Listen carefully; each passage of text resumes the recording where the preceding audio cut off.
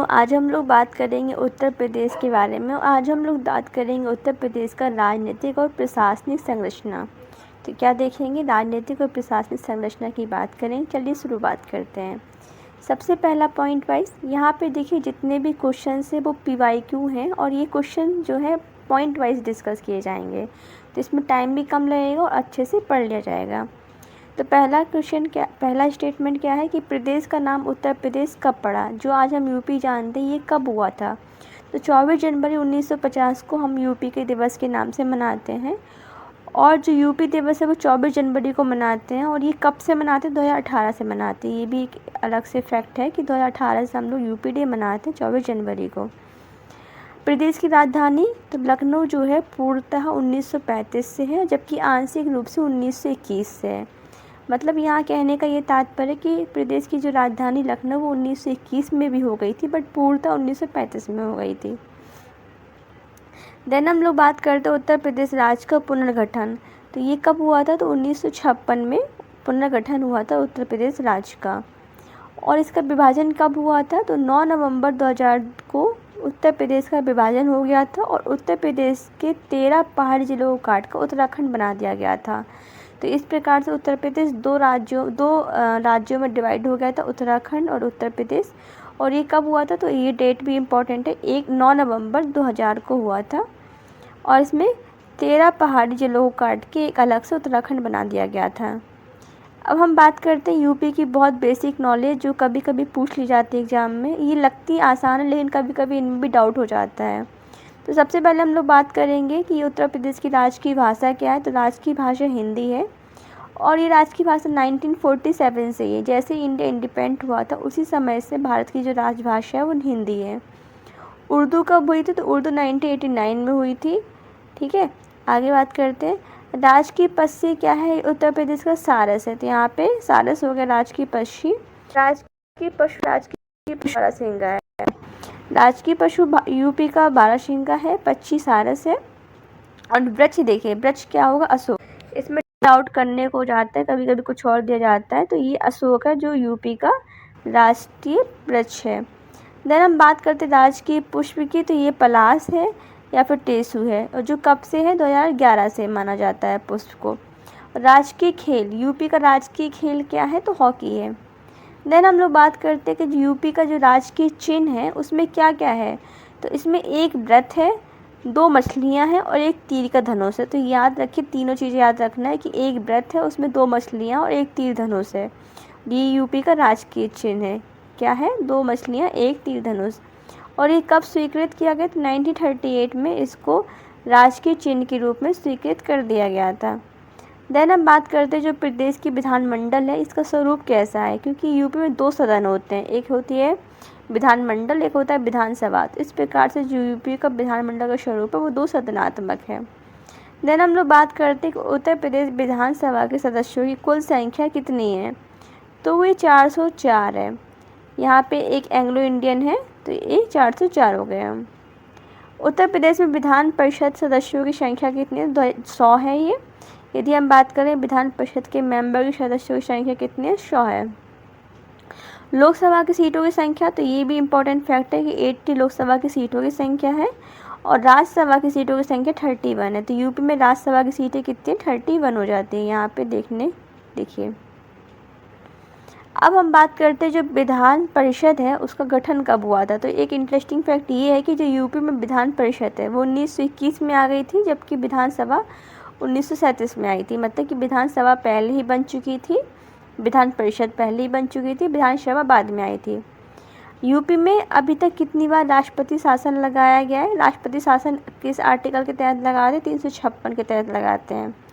तो ये 10 बार लगाया जा चुका है यूपी में, मतलब कई बार लगाया जा चुका है। राज्य के प्रथम मुख्यमंत्री कौन थे, तो यूपी के जो प्रथम मुख्यमंत्री थे वो गोविंद बल्लभ पंत थे। ठीक है, आगे बात करते हैं। राज्य की प्रथम राज्यपाल कौन थी, तो श्रीमती सरोजनी नायडू थी जो राज्य की प्रथम राज्यपाल थी। द्वितीय महिला मुख्यमंत्री कौन थी, पहली महिला मुख्यमंत्री कौन थी, द्वितीय महिला, तो ये थी सुश्री मायावती, जो कि 4 बार मुख्यमंत्री के पद पे रही थी। देन हम लोग बात करते हैं क्योंकि पहली जो मुख्यमंत्री थी वो सुचेता कृपलानी थी यूपी की। प्रथम विधान परिषद सभापति कौन थे? श्री चंद्रवाल थे जो प्रथम विधानसभा सभापति थे। प्रदेश में कितने मंडल और कितने जिले हैं? तो यदि हम बात करें मंडल की, तो मंडल प्रदेश में 18 और जिले 75 हैं, यानी कि 75। ये भी क्वेश्चन पूछ लिया जाता है कि जो इलाहाबाद हाई कोर्ट है इसकी स्थापना कब हुई थी? तो 1866। डेट याद करना इतना इम्पोर्टेंट नहीं, फिर भी देख लेते। 17 मार्च 1866 को इलाहाबाद हाई कोर्ट की स्थापना हुई थी, मतलब काफ़ी पहले हो गई थी, 1866 में हो गई थी। उत्तर प्रदेश लोकायुक्त उप लोकायुक्त की अधिनियम के तहत ये कब आया था? तो 1975 में, ये तो पूछा जाता है। और इसके तहत जो प्रथम लोकायुक्त थे वो कौन थे? न्यायाधीश विशंबर दयाल थे, जो कि प्रथम लोकायुक्त थे, और ये लोकायुक्त का पद 1975 में आया था। वर्तमान में उत्तर प्रदेश के लोकायुक्त कौन है? तो न्यायाधीश संजय मिश्रा हैं, जो कि 7 में हैं। पंचायत का चुनाव लड़ने के लिए कितनी एज होनी चाहिए? तो 21 ईयर्स होनी चाहिए पंचायत का चुनाव लड़ने के लिए। वहीं वोट डालने की एज 18 ईयर्स होनी चाहिए। यदि हम बात करें राज्य के पंचायती राज संस्थाओं में महिलाओं के लिए कितनी सीट रिजर्व है? तो 1/3 सीट रिजर्व है महिलाओं के लिए। नगर निगम जो अध्यक्ष होता है, यानी कि मेयर जिसको बोला जाता है, इसका जो निर्वाचन कैसे होता है? तो ये डायरेक्ट होता है, प्रत्यक्ष नगर की जनता ही करती है। उत्तर प्रदेश में महिला मुख्यमंत्रियों की संख्या कितनी है? तो महिला मुख्यमंत्री उत्तर प्रदेश में 2 हैं अभी तक। उत्तर प्रदेश विधानसभा के प्रथम अध्यक्ष कौन थे? तो पुरुषोत्तम दास टंडन थे। गोविंद बल्लभ पंत पहले सीएम थे और प्रथम अध्यक्ष विधानसभा के पुरुषोत्तम दास टंडन थे। राज्य मानव अधिकार का गठन कब हुआ था? 7 अक्टूबर 2002 को राज्य मानव अधिकार का गठन हुआ था। सूचना आयोग का गठन कब हुआ था? 14 सितंबर 2005 को सूचना आयोग का गठन हुआ था। राज्य प्रशासन का शीर्षस्थ अधिकारी या राज्य प्रशासन की धुरी कौन कहलाता है? तो मुख्य सचिव होता है। यहाँ पे याद रखिए कौन होगा? मुख्य सचिव। और ये बहुत इंपॉर्टेंट फैक्ट है कि जो मुख्यालय है उनके नाम। अमेठी का जो मुख्यालय, ये उनके अक्सर देखिए क्या होता है कि मोस्टली का जो मुख्यालय है उसी जगह पे होता है, उसी जिले या फिर उसी जगह पे होता है, लेकिन जो ये दिए गए हैं इनका मुख्यालय उन जगह पे ना हो, कहीं और है, तो ये इस वजह से इम्पॉर्टेंट है। अमेठी का जो मुख्यालय है वो गौरीगंज में है, अमेठी का गौरीगंज में है। कौशाम्बी का मंझनपुर पे है। कुशीनगर का पडरौना में पड़ता है। सोनभद्र का रॉबर्ट्सगंज। जालौन जो कि बुंदेलखंड में आता है इसका उरई में है। संभल का पवासा में है। संत कबीर नगर का खलीलाबाद है।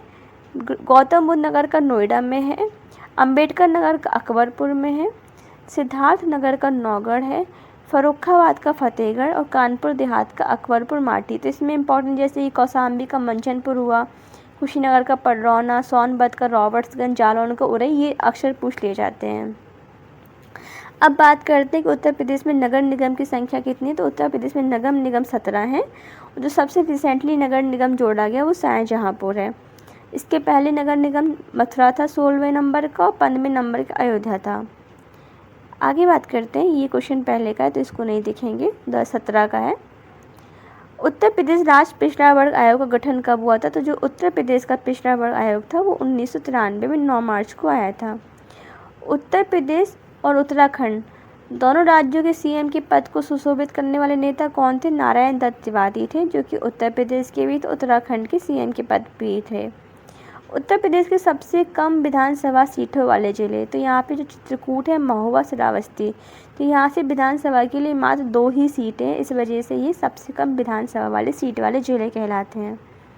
एनसीआर जिसको हम बोलते हैं नॉर्थ सेंट्रल रीजन, इसमें उत्तर प्रदेश के ज़िले कौन कौन से आते हैं? तो ये क्वेश्चन अच्छा है और ये पूछा भी जाता है अक्सर, तो यहाँ पे देख लेते हैं। मेरठ, गाजियाबाद तो गौतम बुद्ध नगर भी होगा, बुलंदशहर, हापुड़, बागपत, मुजफ्फरनगर, शामली, तो ये 8 ज़िले हैं जो कि एनसीआर में शामिल हैं। एक बार और फिर से रिपीट कर लेते हैं। मेरठ, गाजियाबाद, गौतम बुद्ध नगर, बुलंदशहर, हापुड़, बागपत, मुजफ्फरनगर और शामली। अब एक नया टॉपिक है उत्तर प्रदेश में मृदा कृषि व पशुपालन, तो ये यूपी स्पेशल का बहुत इंपॉर्टेंट है, इसमें अक्सर पूछा जाता है। सबसे पहले तो ये है कि उत्तर प्रदेश में सर्वाधिक मात्रा में कौन सी मिट्टी पाई जाती है? तो जो कि जलोढ़ है, जिसको एलुवियल बोलते हैं। तो यूपी में सबसे अधिक मात्रा जलोढ़ मिट्टी की होती है। यदि हम बात करें कि प्रदेश में कितने पारिस्थितिकी क्षेत्र यानी कि इकोलॉजिकल सिस्टम कितने, तो 20 है। तो ये बहुत पूछा जाता है कि यूपी में इकोलॉजिकल सिस्टम 20 है और एग्रो क्लाइमेटिक जोन 9 है। तो यार फिर से देखते हैं यहाँ पे क्या लिखा है कि जो कृषि पारिस्थितिकी क्षेत्र होते हैं यूपी में वो 20 हैं, जबकि कृषि जलवायु क्षेत्र जिसको एग्रो क्लाइमेटिक जोन कहते हैं ये 9 है। प्रदेश में कुल मृदा समूह तो 8 हैं, 8 प्रकार की मृदा पाई जाती हैं। उत्तर प्रदेश में अधिकतम सीमा आरोपण अधिनियम या सीलिंग कानून, जो कि सीलिंग कानून होता है या फिर जो जोत को निर्धारित करने का था, ये कब आया था, तो 1960 में आया था।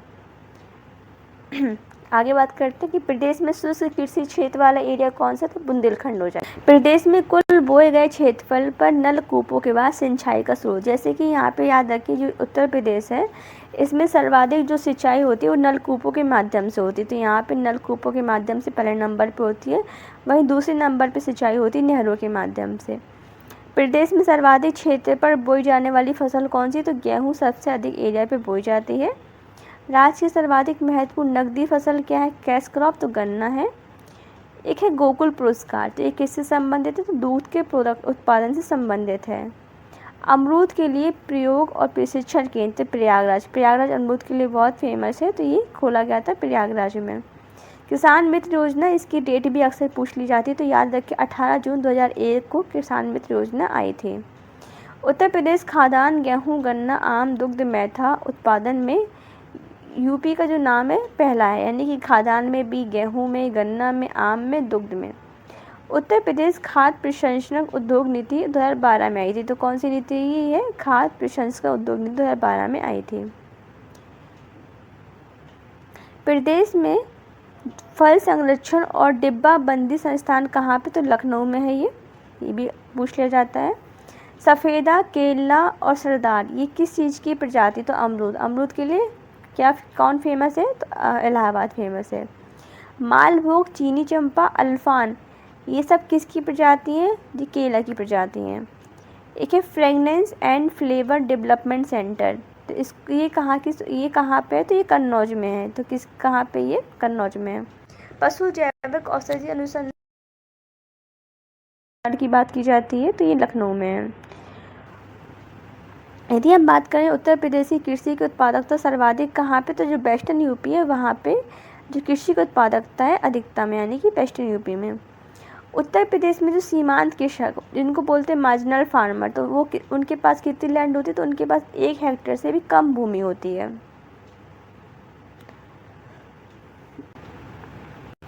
शीलाधर मृदा विज्ञान संस्थान कहाँ पे, ये अक्सर पूछा जाता है, तो प्रयागराज में है।